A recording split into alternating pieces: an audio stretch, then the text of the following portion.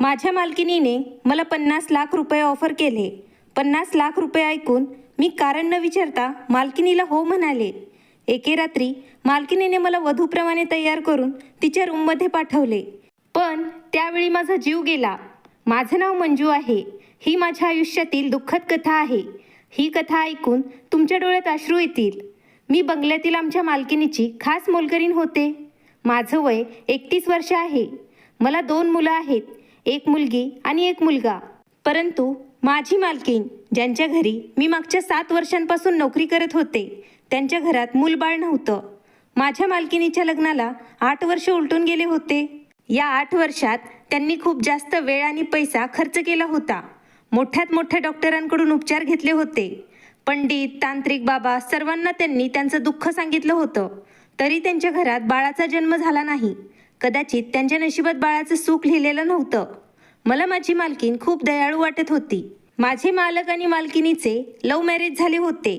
त्यांच्या लग्नाच्या 1 वर्षानंतर त्यांनी मला त्यांच्या घरात नोकरीवर ठेवलं होतं. मी त्यांची विश्वासू मोलकरीण सिद्ध झाले होते. त्यामुळे त्या त्यांच्या सर्व चांगल्या आणि वाईट गोष्टी मला शेअर करत होत्या. मला त्यांचं दुःख पाहावलं जात नव्हतं. माझ्या मालकाला पण लहान मूल खूप आवडत होतं. त्यांचं म्हणणं होतं, काहीही झालं तरी त्यांना स्वतःचं मूल हवं आहे. त्या पती पत्नीमध्ये एवढे जास्त प्रेम होते. परंतु मालकीण बाळाला जन्म देऊ शकत नसल्या कारणाने मालक त्यांच्यावर सतत नाराज असायचे. त्यांचं म्हणणं होतं, काहीही झालं तरी मला स्वतःचं मूल हवं आहे. मालक त्यांच्या आईवडिलांचा एकुलता एक मुलगा होते. ते म्हणत होते, माझ्या आईवडिलांच्या निधनानंतर मी माझ्या वंशाला आत्तापर्यंत चालवत आलो आहे. त्यामुळे मला वाटत आहे, मला माझं स्वतःचं बाळ असायला हवं. तेच आमचा वंश पुढे नेईल. परंतु मला जर बाळ झालंच नाही तर आमचा वंश पुढे कोण नेईल? माझी पिढी इथेच नष्ट होईल. मालकाला त्यांच्या प्रॉपर्टीचा वारस हवा होता. काही लोकांनी त्यांना हे सुद्धा सजेशन दिलं होतं, त्यांनी मूल अडॉप्ट करावं. परंतु माझ्या मालकाचे म्हणणे होते, आपलं रक्त शेवटी आपलंच असतं आणि लोकांचं रक्त लोकांचंच असतं. माझ्या मालकाचा हट्ट होता, त्यांना स्वतःचं रक्त हवं होतं. माझ्या मालकिनीने प्रत्येक प्रयत्न करून झाले होते, परंतु तरी त्या प्रेग्नेंट होऊ शकल्या नाहीत. त्या या गोष्टीने खूप दुःखी राहू लागल्या. त्यांनी जादूटोना पण करून पाहिला होता. सर्व प्रयत्न करून थकल्यानंतर मालकीण शांत राहू लागली. परंतु मालकाचे म्हणणे होते, जर त्यांना वंशाचा दिवा भेटला नाही तर ते दुसरं लग्न करतील. मालकीणचे मालकांवरती खूप प्रेम होते. त्यांना वाटत होते, त्यांच्या पतीने त्यांच्या डोळ्यासमोर दुसरं लग्न करू नये. असे तर मालकाला सुद्धा दुसरे लग्न करावे वाटत नव्हते. परंतु ते हतबल झाले होते. या सर्व गोष्टींमध्ये मी मालकिनीची खूप मदत केली होती. त्या ज्या पण तांत्रिक बाबाकडे जायच्या तेव्हा मला त्यांच्यासोबत घेऊन जायच्या. या मदतीचा आजपर्यंत मला खूप फायदा झाला होता. परंतु यावेळी मालकाने दुसरे लग्न करण्याचा पक्का विचार केला होता. ते म्हणाले होते, ते कोणत्या पण परिस्थितीमध्ये त्यांचा निर्णय बदलणार नाहीत. कारण या अगोदर पण मालक मालकिनीसोबत हट्ट करून थकले होते. त्यांना त्यांचा वंश पुढे नेण्यासाठी दुसरं लग्न करावंच लागेल. परंतु त्यांचं प्रेम मालकिनीवरतीच राहील. मालकीण हे सर्व ऐकून खूप रडत होती आणि मालक मालकीणच्या डोळ्यात अश्रू पाहू शकत नव्हते. प्रत्येक वेळी मालक मालकिनीचे अश्रू पाहून स्वतःला दुसरं लग्न करण्यापासून स्वतःला परावृत्त करण्याचा प्रयत्न करत होते. ते मालकिनीला पूर्ण विश्वासात घेऊन सांगत होते, जी जागा त्यांच्या मनात मालकिनीची आहे ती त्यांच्या मनातील जागा त्यांची दुसरी पत्नी कधीही घेऊ शकणार नाही. त्यांना दुसऱ्या पत्नीपासून फक्त एक बाळ हवं आहे. कारण मालकिनीचं मालकावरती प्रेम होतं. म्हणूनच त्यांचं म्हणणं होतं, नेहमी माझ्यासाठी माझं प्रेम माझी पहिली पत्नीच राहील. आता तर मालकिनीचा जीव कंटाळला होता.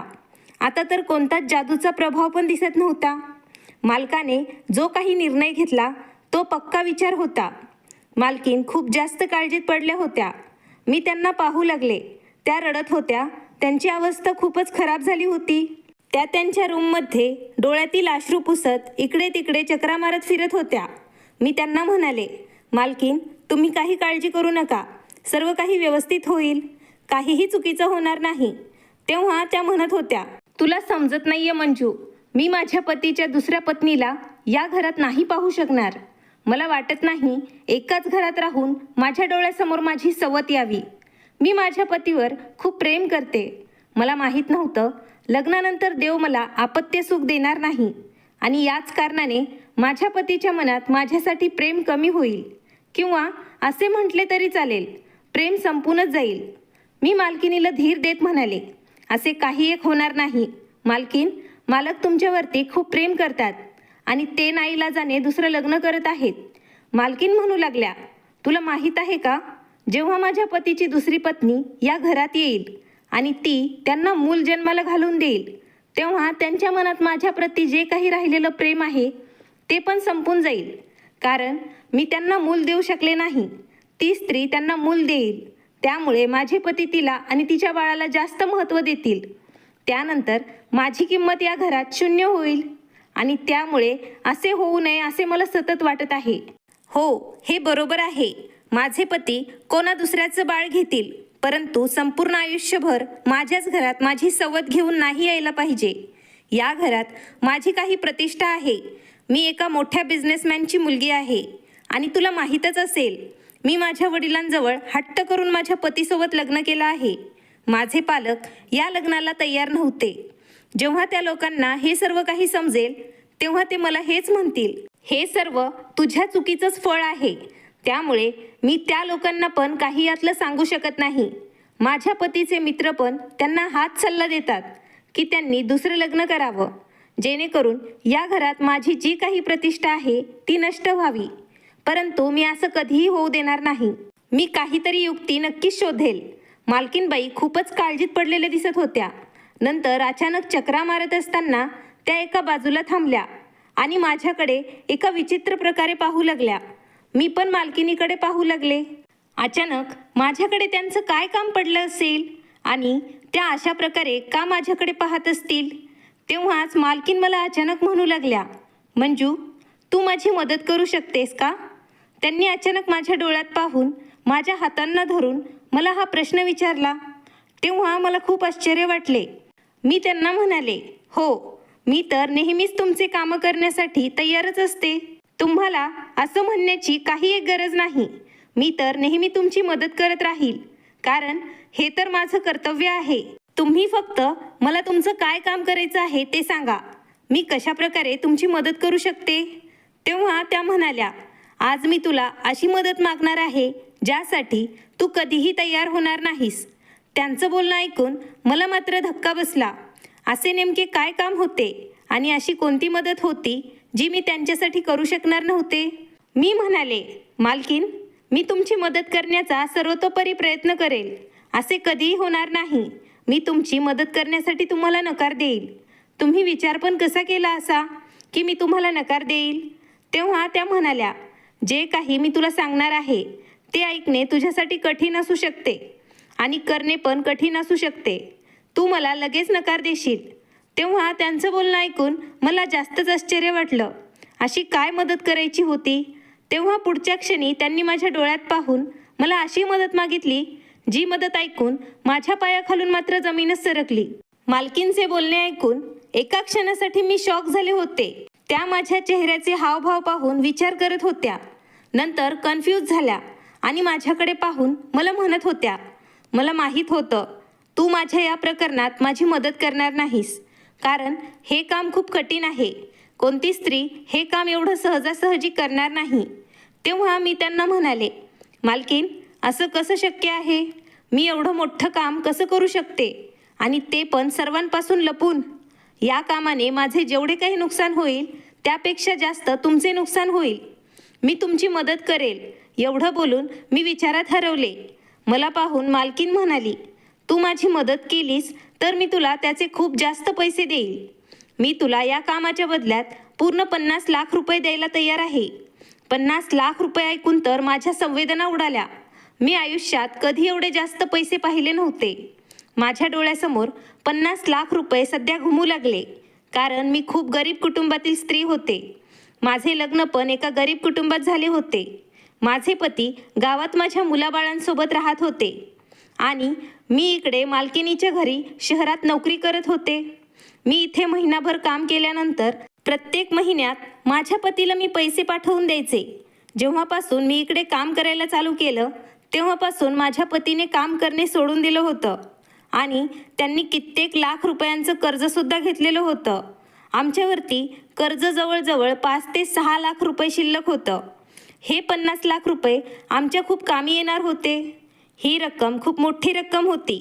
रक्कम जास्त आणि काम खूप सोपं होतं. मला याने काही फरक पडणार नव्हता. पण मला भीती वाटत होती. माझे पती मला या कामासाठी परवानगी देतील की नाही. परंतु मला माहीत होतं, जेव्हा माझे पती 50 लाख रुपयांची गोष्ट ऐकतील तेव्हा ते हे काम करण्यासाठी लगेच मला परवानगी देतील.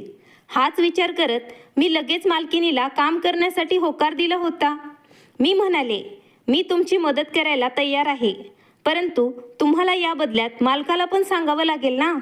मी मालकिनीला म्हणाले, याबद्दल बाहेरच्या लोकांना समजले तर तुम्हाला माहीत आहे लोक कसे वाईट वाईट बोलतात आणि त्यामुळे तुमची प्रतिष्ठा मातीत मिसळून जाईल.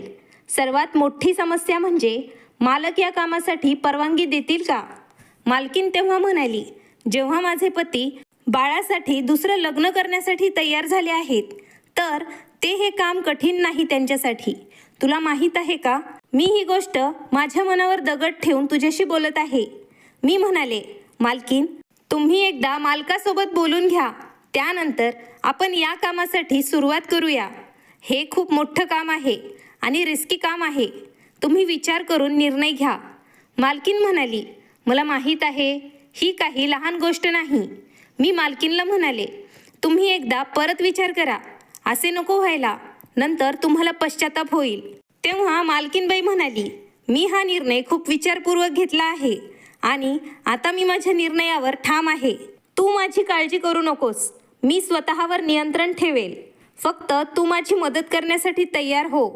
असे नको व्हायला, सर्व काही संपून जावं आणि हातातून निसटून जावं. मालकीन त्यांच्या निर्णयावर ठाम होत्या.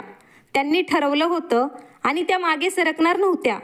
त्या म्हणाल्या, त्या संपूर्ण आयुष्यभर सवत सहन करू शकणार नाही, पण सरोगसी ट्रीटमेंटने बाळ जन्माला घालूच शकतात. मी माझ्या मनाला तयार केलं होतं. हे काम माझ्यासाठी खूप मोठं काम होतं. अगोदर तर मला माझ्या पतीची परवानगी घ्यायची होती. त्यानंतर मला या कामाला शेवटचा पूर्णविरामसुद्धा द्यायचा होता. हे काम खरोखर हृदय हादरून टाकणारं काम होतं. जर मला माझ्या पतीने परवानगी दिली तर मी पुरेपूर प्रयत्न करून मालकीनबाईंची मदत करणार होते आणि होईल तितकं लोकांपासून लपून आम्हाला या कामाला पूर्ण करायचं होतं. कारण लोकांना जर मालक आणि मालकिनीचं सत्य समजलं असतं तर ते त्यांना चुकीचं समजले असते. तसे तर मला मालकांची भीती वाटत होती. मालक खूप रागिष्ट स्वभावाचे माणूस होते, परंतु ते मालकीनबाईवर खूप प्रेम करत होते. जेव्हा त्यांना समजेल मालकिनीने असा काही प्लॅन बनवला आहे तेव्हा माहीत नाही त्यांचं रिॲक्शन काय असेल. मालकिनीने सांगितलेल्या प्लॅनवर आम्ही दोघींनीही लक्ष द्यायला चालू केलं. मी माझ्या पतीला कॉल केला होता. त्यांनी मला लगेच परवानगी दिली होती. आता मालकीनने घरात डॉक्टरांची टीमला बोलावून घेतलं होतं. आता फक्त मालक येण्याची वाट आम्ही पाहत होतो. आमचा प्लॅन म्हणजे मालकिनीने सांगितलं होतं, तू आम्हाला सरोगसी ट्रीटमेंटने माझ्या पतीच्या बाळाला जन्म दे, कारण मी आयुष्यभर सवत सहन करू शकणार नाही. परंतु माझ्या पतीचं बाळ 9 महिन्यांसाठी मी दुसऱ्या स्त्रीच्या गर्भात ठेवूच शकते. फक्त 9 महिन्यांची गोष्ट आहे. माझी मालकीन मला म्हणाली, जेव्हा तू प्रेग्नेंट होशील तेव्हा आमच्या बाळाचा जन्म होईपर्यंत तू इथेच आमच्या घरात राहा आणि डिलिव्हरीनंतर तू आम्हाला आमचं बाळ परत करशील. त्याच्या बदल्यात मी तुला 50 लाख रुपये देईल. मला या कामाने काहीही प्रॉब्लेम नव्हता, कारण मला माझे 3 बाळ होते, 2 मुलं आणि 1 मुलगी. देवाने मला मुलगा आणि मुलगी दोन्ही दिलं होतं. त्यामुळे आता मला बाळाची काही इच्छा नव्हती आणि मालकाला त्यांचं स्वतःचं बाळच हवं होतं. जर त्यांनी हे काम दुसरं कोणाला सांगितलं असतं तर त्यांच्या रेप्युटेशनवरती फरक पडला असता. मी त्यांच्या घरात राहायचे, त्यामुळे त्यांच्या अडचणी मला चांगल्याच माहीत होत्या. त्यामुळे त्यांनी हे काम मला करायला सांगितलं होतं. परंतु एका स्त्रीसाठी हे काम करणे खूप कठीण आहे. ती आपलं बाळ दुसऱ्या स्त्रीच्या गर्भात 9 महिने ठेवेल, परंतु मालकीनबाईच्या नाईलाज झाला होता. मालकीनने या कामासोबतच माझ्यासमोर एक अटसुद्धा ठेवली होती. त्या म्हणत होत्या, मंजू मला माफ कर, पण पुरुषांचं मन कधीही बदलू शकतं. त्यामुळे मी तुला हे बोलत आहे. बाळाचा जन्म झाल्यानंतर तू गावी तुझ्या पतीजवळ निघून जा. त्यानंतर तुला आम्ही आमच्या घरात कामासाठी नाही ठेवू शकणार. मला मालकिनीचे हे बोलणे ऐकून अतिशय वाईट वाटले.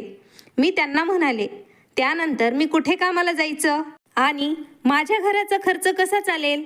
मालकीन मला म्हणाली, 50 लाख रुपये भेटल्यानंतर तुला काम करण्याची काही गरजच पडणार नाही. आणि दुसरी गोष्ट म्हणजे जर तुला काही पैशांची गरजच भासली तर माझा नंबर आहेच तुझ्याकडे. तू मला कॉल करू शकतेस.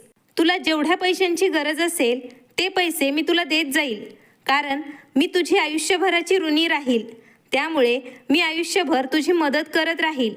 मालकिनीचे हे बोलणे ऐकून मला खूप आनंद झाला होता. मी माझ्या पतीला कॉल करून हे सर्व काही व्यवस्थित समजावून सांगितलं होतं. अगोदर माझ्या पतीला हे सर्व ऐकून राग आला, पण नंतर सरोगसी ट्रीटमेंटचं ऐकून त्यांनी लगेच मला होकार दिला. तसे पण तो लोभी माणूस होता.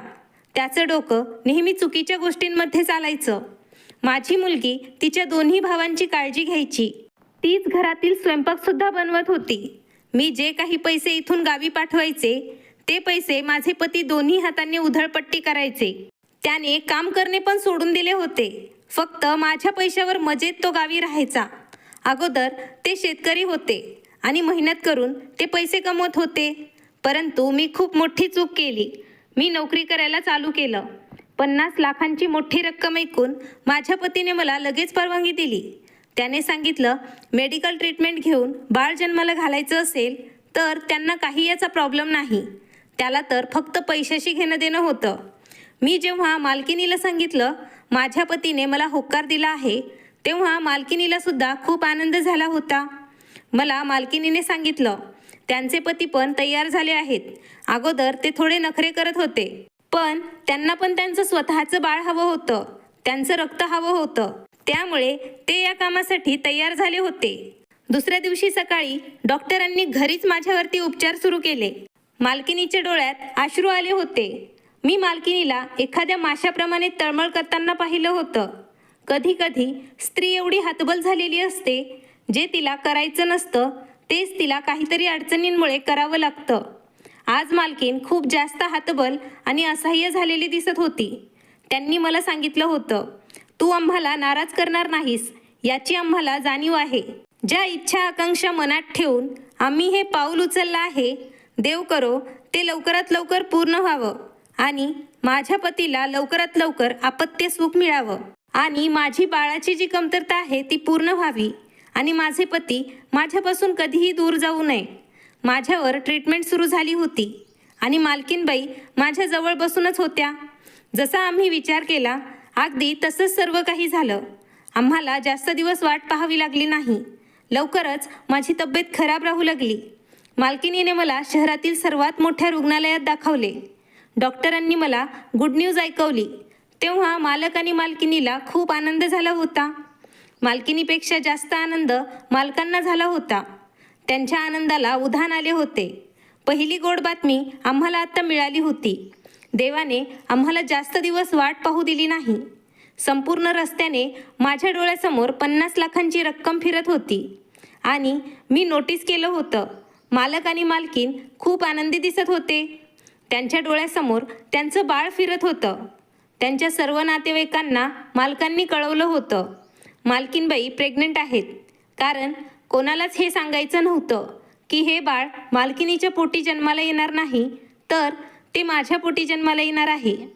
मालकाच्या सर्व नातेवाईकांना पण खूप ऐकून आनंद झाला होता.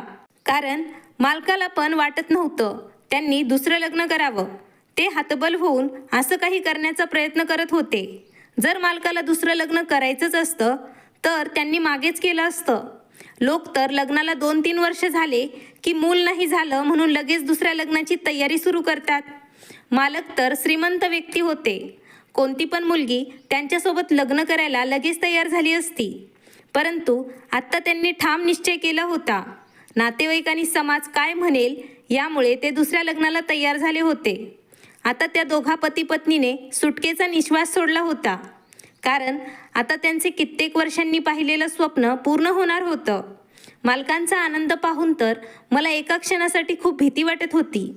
अगोदर मला वाटले सर्व काही सुरळीत होईल, परंतु माहीत नाही का जसे जसे दिवस निघून गेले माझी भीती वाढत जात होती. मी काळजीत पडले होते आणि मालक आणि मालकीनबाई यांचं बाळ या जगात येण्याची मी वाट पाहत होते. ते दोघं पती पत्नी माझी खूप काळजी घेत होते. ते पाहून मला खूप चांगले वाटत होते. मी त्यांच्या घरातच राहत होते आणि एवढ्या वर्षांपासून मी त्या लोकांची सेवा करत आलेली होते. आज देवाने ती वेळ आणली होती. ते दोघं पती पत्नी माझी अशी सेवा करत होते जसं काय मी या घराची मालकीण आहे आणि ते माझे नौकर आहेत. परंतु आमच्यासाठी एक नवीन संकट आलं होतं. मालकिनीच्या नातेवाईकांना जेव्हा समजलं त्या प्रेग्नंट आहेत, तेव्हा बरेच नातेवाईक त्यांना घरी भेटायला येऊ लागले आणि त्या दोघांना माहीत नाही कशा प्रकारे ते लोक प्रश्न विचारू लागले. मालकीन तर प्रेग्नंट झालीच नव्हती, त्यामुळे त्यांच्याकडे नातेवाईकांच्या कोणत्याही प्रश्नाचं उत्तर नव्हतं. याच गोष्टीला कंटाळून मालक म्हणाले, आमचे या घरात राहणे आता योग्य नाही. इकडे कोणी ना कोणी येत जातं आणि मालकीन प्रेग्नंट आहे हे ऐकून कोणालाही विश्वास बसत नव्हता. मालक म्हणाले, असं नको व्हायला. लोकांना या सर्व गोष्टी समजल्या तर. जास्त नातेवाईक आल्यामुळे मालकीन आणि मला दोघींना सर्वांची सेवा करावी लागत होती, कारण मालकीनबाई यांना सर्वांसमोर आराम करावा लागायचा. त्यामुळे मला एकटीला घरातील सर्व कामे करावी लागत होती. त्यामुळे मी मालकीनबाई यांना एक सल्ला दिला, आपण दोघी दुसऱ्या शहरात असणाऱ्या तुमच्या गेस्ट हाऊसमध्ये राहायला जाऊया. तिकडे आपण सुरक्षित राहू. मालक त्यांच्या नातेवाईकांना सांगतील की मालकीनबाई त्यांच्या आईच्या घरी म्हणजे माहेरी राहण्यासाठी गेल्या आहेत. अशा प्रकारे कोणी गेस्ट हाऊसमध्ये सुद्धा येणार नाही. आपण लोक तिकडे आरामात प्रेग्नन्सीचा वेळ पूर्ण करूया. मालकांना माझा सल्ला खूप आवडला होता. मालकांनी मला आणि मालकीनबाईला त्यांच्या गेस्ट हाऊसमध्ये शिफ्ट केलं होतं. या गेस्ट हाऊसमध्ये कोणी नव्हतं. आमच्यासोबत मालकांनी एका गार्डला आणि एका मोलकरणीला पाठवलं होतं, कारण मी आता पूर्ण बेड रेस्ट करू लागले. तिकडे बंगल्यावर कोणी नातेवाईक आले तर मला काम करावे लागायचे, कारण आमच्यावर कोणी संशय घेऊ नये. या गेस्ट हाऊसमध्ये मालकांनी आमच्यासाठी गरजेच्या वस्तू उपलब्ध करून दिल्या होत्या. आम्ही या गेस्ट हाऊसमध्ये आल्यानंतर खूप आरामात राहू लागलो. मालकीनबाई माझी खूप काळजी घेऊ लागल्या. निसर्गाचा न्याय पण खूप विचित्र असतो. काल ज्यांना मी मागत होते, आज तेच मला बाळाचं सुख मागण्यासाठी तळमळ करत होते. माझी मालकीन खूप चांगली आणि दयाळू स्त्री होती. मी विचार करत होते, मालकीन एवढी चांगली असून त्यांच्यासोबत चांगलं का होत नसेल? खरोखर चांगल्या लोकांसोबत चांगलं होत नाही का? असो, पाहता पाहता दिवस निघून गेले. आता माझ्या मनात विचित्र विचार येऊ लागले. आठवडे महिने उलटून गेले होते. आता माझं बाळ पोटात लाथ मारू लागलं. पहिल्यांदा जेव्हा बाळाने पोटात हालचाल सुरू केली तेव्हा मला खूप वेगळं वाटू लागलं. अर्ध्या रात्री माझी झोप उडाली. मी उठून बसले. मी जेव्हा माझ्या पोटावर हात ठेवला तेव्हा अंधारात मला काहीतरी जाणवलं. मला असं वाटलं माझं बाळ मला आवाज देत आहे. मला म्हणत आहे, आई मी तुझं बाळ आहे, मला तू कोणाला देऊ नकोस, मी तुझा आहे, मला नेहमी तुझ्यासोबत ठेवून घे. अशाच प्रकारे स्वप्न मला प्रत्येक रात्री येऊ लागले. रात्र मी जागून काढत होते. जास्त जागरण झाल्या कारणाने मला अशक्तपणा जाणवत होता. माझं मन आता बदलू लागलं, कारण आता प्रत्येक रात्री मला एकच स्वप्न पडत होतं. रात्री माझं मनच नाही, माझ्या मनासोबत माझी नियत पण बदलत गेली. मी काळजीत पडले. मला आता 50 लाख खोटे आणि निकामी वाटू लागले. मला वाटत होतं 3 मुलं असल्यास आता मला अजून मूल होण्याची इच्छा होणार नाही. माझ्यासाठी पैसे महत्त्वाचे होते, मूल नाही. मूल मला अगोदरच झालेले होते, त्यामुळे मला काही इच्छा नव्हती, कारण मुलगा आणि मुलगी दोन्ही माझ्या जवळ होते. त्यामुळे मला बाळाची ओढ नव्हती, कारण महागाई खूप वाढली आहे. या महागाईच्या युगात माझा खर्च पूर्ण करणे मला कठीण झाले होते. त्यात मुलांना सांभाळणे खूप कठीण काम आहे. परंतु माझे विचार आता खोटे वाटू लागले. बाळ पहिलं असो किंवा शेवटचं, आपलं बाळ आपलंच असतं. माझ्या मालकिनीने मला चिंतेत पाहून मला विचारलं, काय झालं आहे, तू काळजी का करत आहेस? तेव्हा मी त्यांना काही नाही म्हणून टाळण्याचा प्रयत्न केला. एके दिवशी मालक आणि मालकीन एकमेकांना बोलत होते, तेव्हा त्यांचं बोलणं मी ऐकलं होतं. मालकीन मालकांना म्हणत होती, असं नको व्हायला, वेळेवर मंजूचा विचार बदलेल. तेव्हा मालक म्हणाले, असे होणे अशक्य आहे, तिचा विचार बदलूच शकत नाही, कारण तिच्याजवळ अगोदरच 3 मुलं आहेत. तिला फक्त पैशांची गरज आहे, मुलांची नाही. ती मला पण सतत प्रश्न विचारत होती, मी एवढी शांत शांत का असते? मालक प्रत्येक आठवड्यात गेस्ट हाऊसमध्ये माझ्यासाठी फ्रूट्स, ज्यूस सर्व काही घेऊन यायचे. प्रत्येक महिन्यात माझे डॉक्टरांकडे चेकअप पण केले जाऊ लागले. पाहता पाहता तो दिवस जवळ आला होता. डॉक्टरने मला डिलिव्हरीची तारीख सांगितली होती. ही गोष्ट मालकिनीने मालकांना सांगितली तेव्हा मालकांना खूप आनंद झाला होता. मालकांनी मालकिनीजवळ खूप जास्त पैसे दिले होते आणि त्यांना सांगितलं होतं कोणत्या पण गोष्टीची काही कमतरता राहायला नकोय. इकडे माझं मन सतत बाळाचा विचार करून वैतागलं होतं. रात्रीची वेळ होती तेव्हा मालकीन मला म्हणाली, सकाळी आपल्याला हॉस्पिटलमध्ये जायचं आहे, कारण आता माझं बाळ जन्माला येण्यासाठी आजचीच रात्र बाकी होती. दुसऱ्या दिवशी सकाळी मला हॉस्पिटलमध्ये दाखल व्हायला सांगितलं होतं, कारण डॉक्टरांनी माझ्या डिलिव्हरीची तारीख मला सांगितली होती आणि माझं ऑपरेशन उद्याच ठरलं होतं.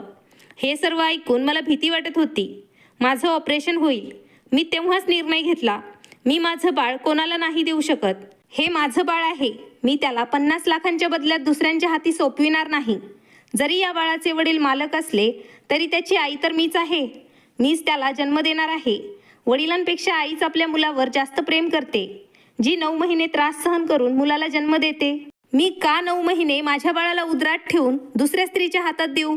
माझ्या पोटच्या गोळ्याला मी दुसऱ्याच्या हातात नाही देऊ शकत. मी ठरवलं होतं, हे बाळ माझं आहे.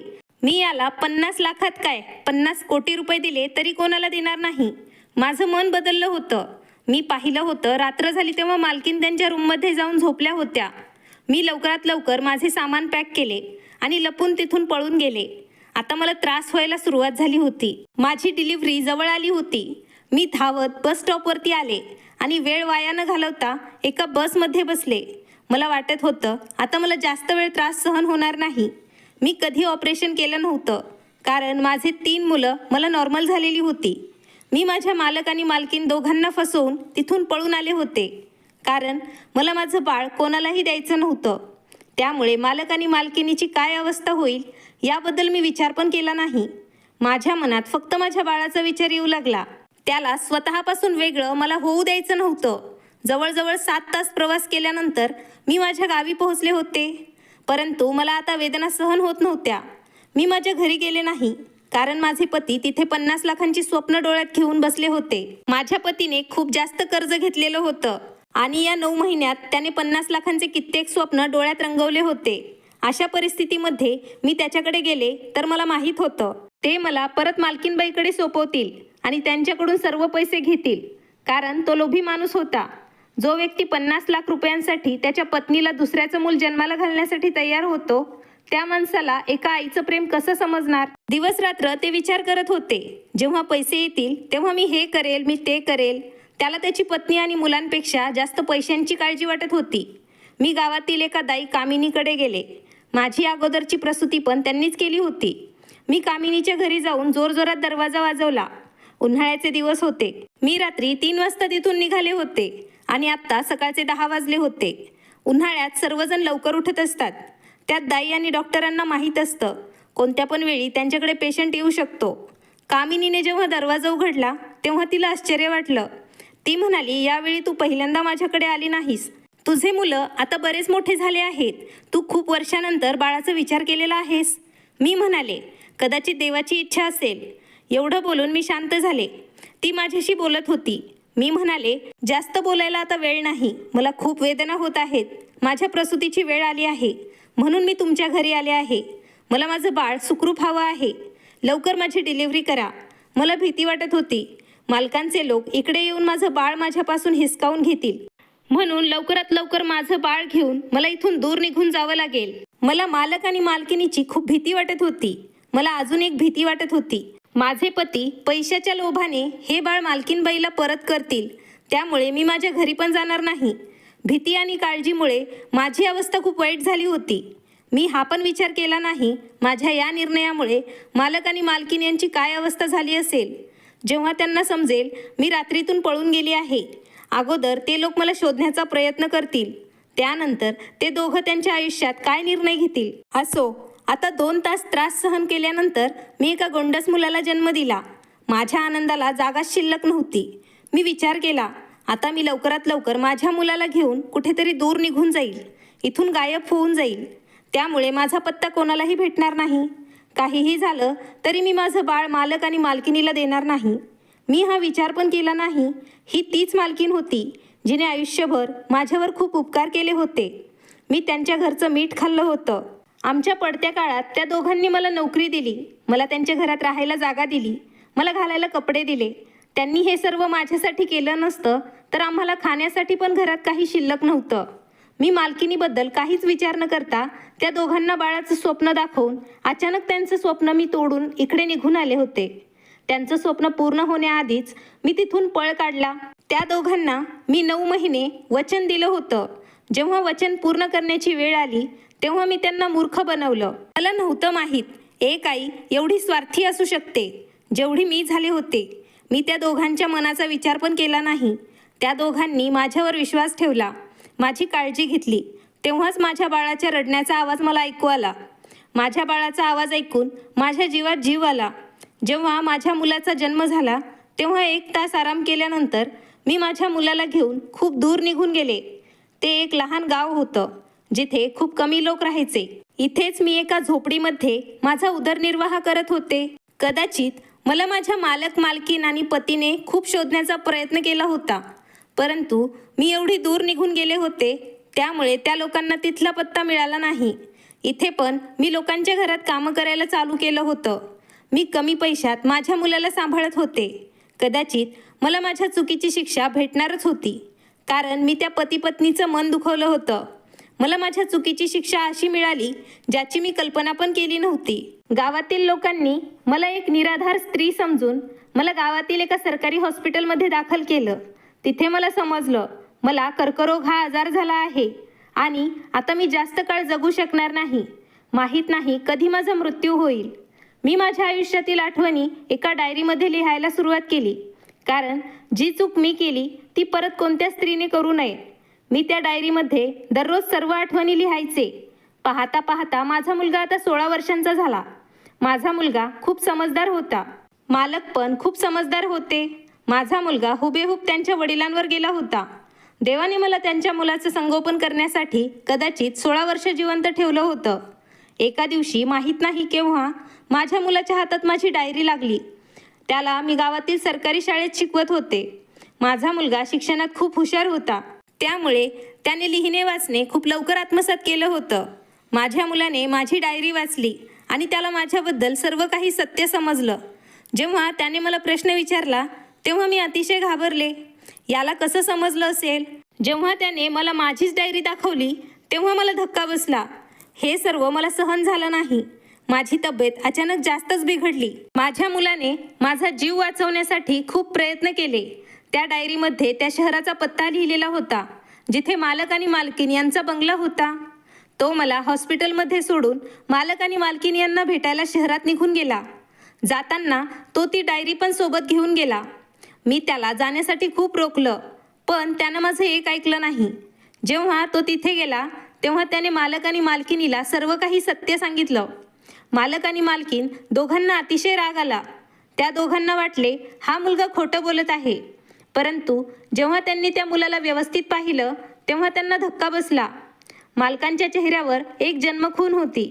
अगदी तशीच जन्मखून त्यांच्या मुलाच्या चेहऱ्यावर पण होती. त्यामुळे त्यांना समजले हा मुलगा त्यांचाच मुलगा आहे. त्याच्या बोलण्याची शैली मालकांसारखीच होती. तो मुलगा त्यांचा आहे याच्यावर त्या दोघांचा विश्वास बसला होता. तेव्हा तो मुलगा म्हणाला, तुम्ही दोघं माझ्यासोबत आत्ता चला आणि माझ्या आईचा जीव वाचवा. माझ्या आईला कर्करोग झाला आहे. लवकरात लवकर त्यांना शहरातील चांगल्या हॉस्पिटलमध्ये दाखल करावं लागेल, नाहीतर तिचा जीव जाईल.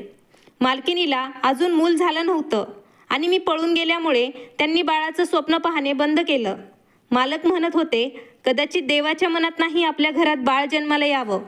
आता देवापेक्षा कोणी श्रेष्ठ तर नाही. असंही होऊ शकतं त्यांनी दुसरं लग्न केलं तर, त्या स्त्रीचे विचार बदलले तर. त्यांच्या घरातील विश्वासू मोलकरीण बदलली होती, त्यामुळे त्यांनी त्यांच्या मनातून बाळाचा विचार काढून टाकला होता, कारण ते दोघं त्या मोलकरणीच्या जीवावर अवलंबून होते. जेव्हा माझा मुलगा त्या दोघांना घेऊन मला भेटायला आला तेव्हा त्या दोघांना पाहून जुन्या आठवणी जाग्या झाल्या. आत्ता त्यांनी मला आजारी असल्याकारणाने माफ केलं होतं, पण त्यांनी माझ्याजवळ त्यांचं दुःख व्यक्त केलं. तू आमच्यासोबत चांगलं केलं नाहीस मंजू. तुला माहीत होतं आम्ही आमच्या नातेवाईकांना तुझ्या जीवावर खोटं सांगितलं होतं. जेव्हा तू तिथून पळून गेली तेव्हा आम्ही त्यांना सांगितलं आमचं बाळ हॉस्पिटलमधून कोणीतरी पळवलं आहे. त्याचा काही पत्ताच लागला नाही. त्यामुळे आम्ही आमच्या मुलाशिवाय राहिलो. आम्हाला काय माहीत होतं 16 वर्षानंतर आम्ही आमच्या मुलाला अशा प्रकारे भेटू. मी मालक आणि मालकीण दोघांना हात जोडून माफी मागितली. त्या दोघांनी मला माफ केलं. त्यानंतर त्यांनी मला शहरातील मोठ्या रुग्णालयात दाखल केलं आणि माझ्यावर तिथे उपचार सुरू झाले. देवाने कदाचित मला क्षमा दिली असावी. माझं आयुष्य खूप कमी आहे असं मला समजलं होतं. परंतु माझ्या मुलाचा निरागस प्रेम आणि त्याची प्रार्थना देवाने स्वीकारली. त्यामुळे माझा जीव वाचला होता. माझ्या मुलांना पण समजले मी 16 वर्ष कुठे होते. माझ्या पतीचं 8 वर्षांपूर्वी एका रोड अपघातात निधन झालं. तेव्हा माझ्या मुलांनी मला शोधण्याचा खूप प्रयत्न केला. पण एका अर्थी मी माझ्या मुलांचं मन दुखवलं होतं. मी माझ्या 3 मुलांना वाऱ्यावर सोडून निघून गेले होते. माझे 3 मुलं तरुण झाले होते आणि मालकांचा मुलगा तो 16 वर्षांचा होता. 16 वर्ष तो मालक आणि मालकिणींपासून लांब राहिला होता. मी मालक आणि मालकीणबाई यांच्याजवळ त्यांचा मुलगा सोपवला होता. परंतु माझा मुलगा मलाच त्याची आई समजत होता. त्याला सर्व सत्य समजलं होतं. मी त्याला म्हणाले, बेटा, हीच माझ्या चुकीची शिक्षा असेल. मला माझी चूक सुधारायची आहे. आता मी त्या पती पत्नीसोबत चुकीचं नाही वागू शकत. त्यांच्यामुळे आज माझं आयुष्य मला परत भेटलं आहे. मी तुला भेटायला येत जाईल. परंतु तुझे खरे आईवडील मालक आणि मालकीणच आहेत. अशा प्रकारे मी परत माझ्या गावी माझ्या मुलांकडे निघून गेले. मालक आणि मालकीण यांना त्यांचा मुलगा मी परत केला. आता ते त्यांच्या आयुष्यात खूप आनंदी आहेत आणि इकडे मी माझ्या मुलांसोबत आनंदात आहे. मालक आणि मालकिणीने एवढ्या वर्षानंतर त्यांनी दिलेलं वचन पूर्ण केलं होतं. त्यांचा मुलगा त्यांना सोपवल्यानंतर त्यांनी मला 50 लाख रुपये दिले. मला 50 लाखांची काही गरज नव्हती. परंतु ते म्हणाले, आता तुझा पती पण राहिला नाही. हे पैसे ठेवून घे, तुझ्या कामी येतील. मला पश्चाताप झाला. एका दयाळू पती पत्नीसोबत मी खूप चुकीचं केलं होतं. परंतु मला माझ्या लहान मुलाची आठवण अजूनही येते. जेव्हा मला त्याची आठवण येते तेव्हा मी त्याला भेटायला जात असते. मालक आणि मालकीण यांनी त्यांच्या नातेवाईकांना सांगितलं, हा तोच मुलगा आहे जो हॉस्पिटलमधून चोरी झाला होता. आत्ता 16 वर्षानंतर तो त्यांना परत भेटला आहे. मालक आणि मालकिणींना माझ्या मुलाने आता त्याचे आईवडील म्हणून स्वीकारलं होतं. आता ते त्यांच्या घरात आनंदात राहत आहेत. मित्रमैत्रिणींनो, तुम्हाला आजची कथा आवडली असेल तर लाईक, शेअर आणि सबस्क्राईब करायला विसरू नका. भेटूया अशाच एका नवीन कथेसोबत. धन्यवाद. आभारी आहोत.